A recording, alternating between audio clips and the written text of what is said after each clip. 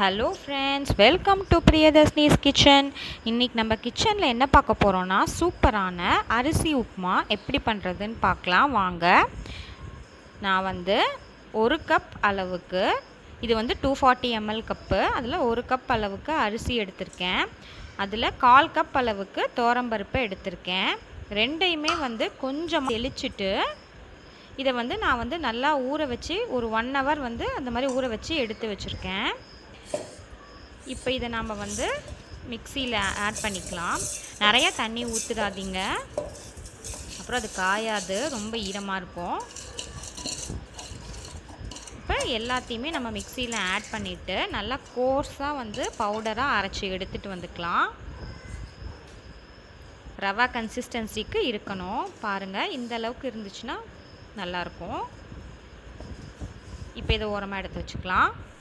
இப்போ இதுக்கு தேவையானது என்னென்னு பார்க்கலாம். கொஞ்சமாக இஞ்சி நறுக்கியிருக்கேன், ஒரே ஒரு பச்சை மிளகா, 2 வரமிளகா எடுத்து கிள்ளியிருக்கேன். கட்டி பெருங்காயம் இருந்தால் யூஸ் பண்ணிக்கலாம். கருவேப்பிலை கொஞ்சம், தேங்காய் 1/2 கப் எடுத்து வச்சுருக்கேன்.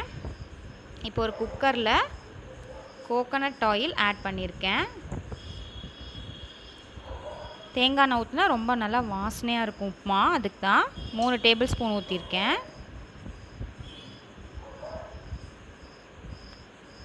இப்போ எண்ணெய் நல்லா காஞ்சிரட்டும். காஞ்சதுக்கப்புறம் கடலைப்பருப்பு 1 டீஸ்பூன், உளுத்தம்பருப்பு 1 டீஸ்பூன், கடுகு 1 டீஸ்பூன்,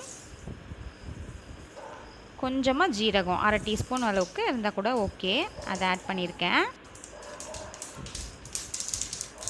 இப்போ நம்ம எடுத்து வச்சுருக்கிற மிளகா, பச்சை மிளகா, வரமிளகா, கொஞ்சமாக பெருங்காயம், இஞ்சி எல்லாத்தையுமே நான் ஆட் பண்ணிட்டேன்.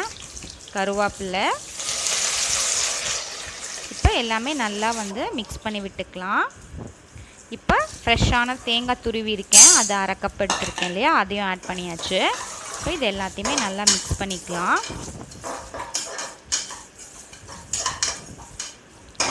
இப்போ நம்ம தண்ணி ஆட் பண்ண போகிறோம்.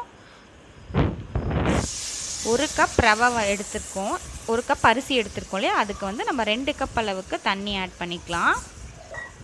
2லேருந்து 2.25 வரைக்கும் கூட ஆட் பண்ணிக்கலாம், அரிசியோட தன்மையை பொறுத்து. இப்போ இதுக்கு தேவையான அளவு கல்லுப்பு ஆட் பண்ணிக்கோங்க. தண்ணி நல்லா கொதிச்சிடட்டும். இப்போ நம்ம ரவையை கொட்டி கலரலாம். அடுப்பை ஸ்விம்மில் வச்சுட்டு கொஞ்சம் கொஞ்சமாக கொட்டி ஆட் பண்ணிக்கோங்க. ஆட் பண்ணிவிட்டு மிக்ஸ் பண்ணிகிட்டே கலரி விட்டுருங்க. அப்போ தான் கட்டி தட்டாமல் இருக்கும், அதுக்கு தான்.